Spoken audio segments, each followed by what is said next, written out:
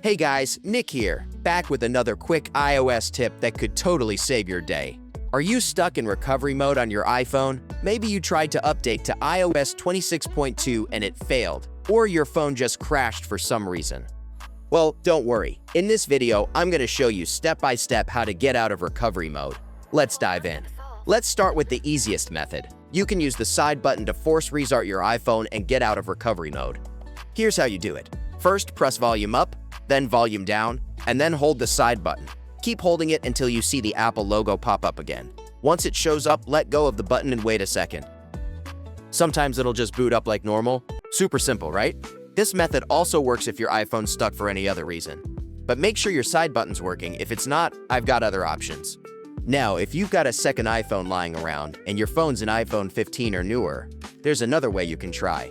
First, make sure the second iPhone is nearby. Once your iPhone goes into recovery mode, just keep pressing the side button on your stuck iPhone. Keep pressing until you see the Apple logo flash on the screen. At this point, your second iPhone should pop up with a message saying Restored Nearby iPhone, and that's exactly what you want to see. Just follow the on-screen instructions and you should be good to go.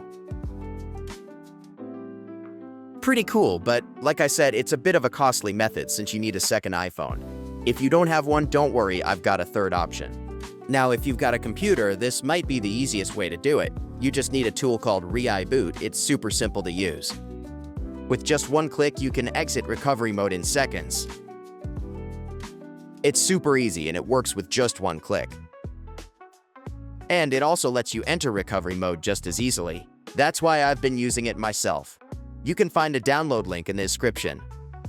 Just make sure to connect your iPhone to your computer with a cable before you start. It's honestly a lifesaver. So there you go, 3 simple ways to exit recovery mode. You can use the side button restart, the second iPhone method, or ReiBoot if you've got a computer handy.